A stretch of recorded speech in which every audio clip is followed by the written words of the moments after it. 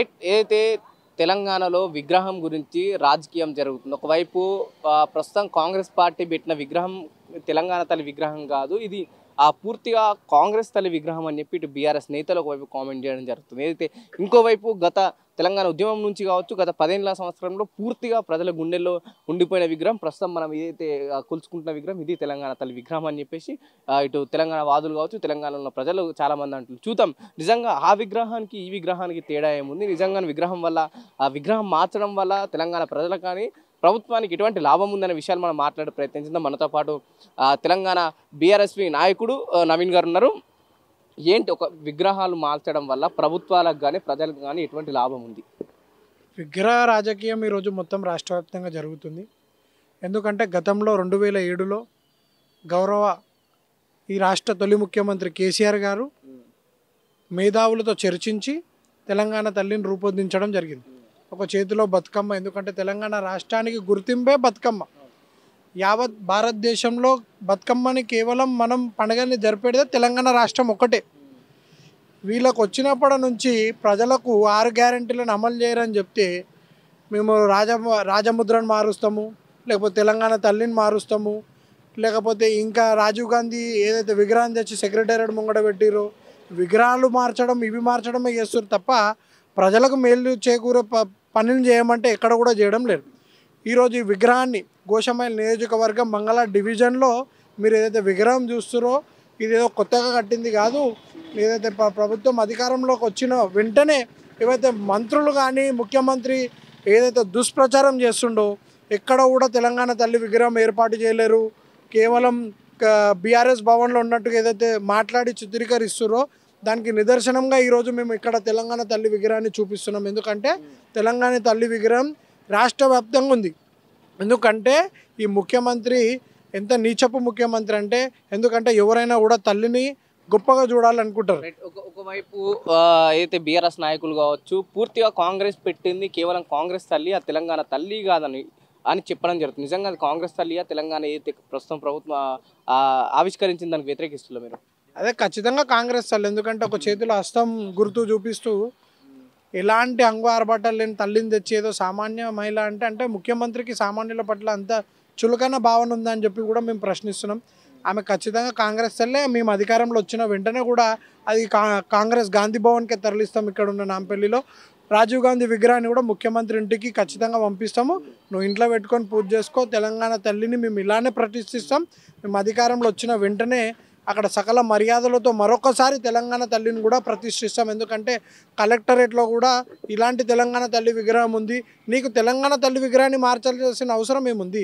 నీకు ప్రజలు అధికారం ఇచ్చింది ప్రజాపాలన అందించడానికి మాత్రం తప్ప ఈ విగ్రహ రాజకీయాలు చేయమని ఏదైతే రాజపోకడలు ఉన్నాయని చెప్పి ఏదైతే తెలంగాణ అస్తిత్వాన్ని ఈరోజు దూరం చేస్తుండు. ఎందుకంటే కొట్లాడి తెచ్చుకున్న తెలంగాణ ఖచ్చితంగా ఇవన్నీ తెలంగాణ అస్తిత్వాలు ఏవైతే చార్మినార్ పెట్టడం జరిగింది, అందులో కాకతీయుల కళాతోరణం ఉండే ఇవన్నీ కూడా తెలంగాణ ఆనవాళ్ళు. ఈరోజు తెలంగాణ ఆనవాళ్ళు జరిపే పని ముఖ్యమంత్రి పెట్టుకున్నాడు. అంటే కాంగ్రెస్ పార్టీ ఏదైతే తెలంగాణ ఆనవాళ్ళని చెరిపేస్తుంది అనుకోవచ్చు ప్రస్తుతం అధికారంలోకి వచ్చిన తర్వాత? ఖచ్చితంగా వాళ్ళ వైఖరి చూస్తే అదే అనిపిస్తుంది. మళ్ళీ ఒకసారి దీన్ని తీసుకొని ఆంధ్రలో కలిపే ప్రయత్నం చేస్తున్నాం. మళ్ళీ ఆయన బాస్ కలిపి అని కూడా మేము ఖచ్చితంగా హెచ్చరిస్తున్నాం. ఎందుకంటే 2007లో నువ్వు ఎందుకు ప్రశ్నించలేవు? మళ్ళీ ఇదే తెలంగాణ తల్లి విగ్రహం ఉంది కదా. ఎందుకంటే తెలంగాణ రాష్ట్రం సపరేట్ అయ్యేదాకా కూడా ఇదే తెలంగాణ తల్లి విగ్రహం ఉంది కదా గత 7-8 సంవత్సరాల నుంచి కూడా. ఎందుకంటే వీళ్ళంతా తెలంగాణ వ్యతిరేకి. ఏదైతే తెలంగాణ పోరాటం చేసేటప్పుడు ఇదే ముఖ్యమంత్రి రైఫిల్ తీసుకొని వచ్చి తెలంగాణ కారుల మీద దాడి చేయడానికి ప్రయత్నం చేసిందే ఈ ముఖ్యమంత్రి. అదే దానం నాగేందర్. వీళ్ళంతా కాంగ్రెస్లో ఎవరు కూడా చిత్తశుద్ధితో కూడా తెలంగాణ కోసం కొట్లాడింది లేదు. ఎత్తులకు పై ఎత్తేసి ఎవరితో అయితే మనం తెలంగాణ సాధించుకోవాలేమో అన్ని పార్టీలతో కూడా కుమ్మకాయ కూడా ఆనాడు కేసీఆర్ గారు అది పై ఎత్తులే. మేము ఎవరితో అంటగాకినా కూడా, ఎందుకంటే లాస్ట్కి ఇది తెలంగాణ ప్రజలకి న్యాయం చేకూరాలి, రాష్ట్రం బాగుండాలని చెప్పి ఆయన ప్రాణాలకు తెగించి ఏదైతే దీక్షా దివస్ కూడా మేము ఏదైతే ఘనంగా దాన్ని నిర్వహించడం జరిగిందో 15 సంవత్సరాలు పూర్తవుతున్న కాలం సందర్భంగా. ఎందుకంటే ఆనాడు కేసీఆర్ గారు కొట్లాడకపోతే ఈరోజు తెలంగాణ లేదు అని చెప్పి మేము స్పష్టంగా కూడా చెప్తున్నాం. అంటే ఒకవైపు అసెంబ్లీలో కూడా ఏదైతే డిసెంబర్ 9 తెలంగాణలో విగ్రహం ప్రస్తుతం కాంగ్రెస్ పార్టీ ఆవిష్కరించింది. ఈ రోజుని మేము తెలంగాణ అదే ఒకవైపు సోనియా గాంధీ పుట్టినరోజు సందర్భంగా తెలంగాణ తల్లిని నేను తెలంగాణ తల్లి దినోత్సవంగా మేము చేయబోతున్నామని చెప్పారు కదా, ఇలా చూడొచ్చు. దాన్ని బట్టే అర్థమవుతుంది కదా ముఖ్యమంత్రి ఆలోచన విధానం ఏముందో. సోనియా గాంధీ విగ్రహం తెచ్చి అదేదో తెలంగాణ తల్లిలాగా ఏదో చిత్రీకరించాలనుకుంటున్నాడు. నీకు అంత చిత్తశుద్ధి ఉంటే ఆమె పుట్టినరోజు నాడు చేయాల్సింది ఎందుకు? ఆమె ఈ రాష్ట్రానికి బలిదేవత. ఆమెను పూజించాలంటే నువ్వు బలిదేవతగా పూజించాలి. ఎందుకంటే 1200 మంది ఒక బలిని తీసుకున్న దేవతనే సోనియా గాంధీ. ఎందుకంటే ముఖ్యమంత్రి స్వయంగా తెలపడం జరిగింది. అంటే తెలంగాణ ఇచ్చింది సోనియా గాంధీ అంటారు కదా. అంటే ఇప్పుడు బ్రిటిష్ వాడే మన దేశానికి మన స్వతంత్రం ఇచ్చిపోయిందా? కొట్లాడలే ఇక్కడ ఉన్న యోధులందరూ కొట్లాడితే వచ్చింది తెలంగాణ తప్ప. ఇది ఇప్పటి నుంచి కాదు, 67 నుంచి కూడా పోరాటం చేస్తే అప్పుడు కొంతమందితో కాలేకపోయినప్పటికీ కూడా కేసీఆర్ గారు నేను అదే చెప్తున్నా, ఎత్తులకు పై ఎత్తేసి ఈ రాష్ట్రాన్ని సాధించి ప్రాణాలు పణంగా పెట్టి కూడా, ఎందుకంటే యావత్ తెలంగాణ ప్రజలు బాగుండాలి, నా తెలంగాణ గడ్డ సస్యశ్యామలంగా ఉండాలి, నా తెలంగాణకు నీరు అందాలి, ఉద్యోగాలు రావాలి. ఎందుకంటే 95% లోకల్లకు రిజర్వేషన్ బిల్లు ప్రపోజల్ పెట్టింది కేసీఆర్ గారు. అలాంటి పనులు చెయ్యి. ఒక మాట చెప్పండి, ఒకవైపు లోగోలు మార్చడం కావచ్చు, లేకపోతే పేర్లు మార్చడం కావచ్చు, విగ్రహాలు మార్చడం వల్ల ప్రజలకు ఎటువంటి లాభం ఉంటుంది? ఒకసారి ప్రభుత్వానికి ఏం చెప్పదలుచుకున్నారు వీటి మార్చేలా ఉంటుంది అనేది? ప్రజలు వాళ్ళకు ఓటేసింది, మ్యాండేటరీ ఇచ్చింది వాళ్ళకి సేవ చేయడానికి. వాళ్ళు ఇబ్బందులు ఉన్నారు. ఈరోజు ప్రతి రంగం కూడా కుదేలైపోయింది. మీకు మ్యాండేటరీ ఇచ్చిన వాళ్ళు ఏదైతే 200 యూనిట్ ఇస్తానో, నువ్వు 500కే గ్యాస్ ఇస్తానో, నువ్వు 4000 పింఛన్ ఒకరికి కాదు ఇద్దరికి ఇస్తానో, కళ్యాణ లక్ష్మికి తులం బంగారం యాడ్ చేసి ఇస్తాను, నువ్వు ఎన్నైతే బట్టవాజు మాటలు చెప్పినావు అన్ని ఇంప్లిమెంట్. ఈరోజు రైతాంగం కూడా కుదేలైపోయింది.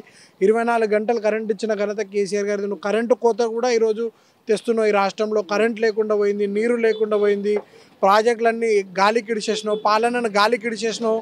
కేవలం నువ్వు ఎంచుకున్న పని లోగోలు మారుస్తా, కేసీఆర్ గారు ఆనవాళ్ళు మారుస్తా అని చెప్తున్నావు, కానీ నీతో అయ్యేది కాదు. ఎందుకంటే కేసీఆర్ గారు నువ్వే మర్చిపోవు.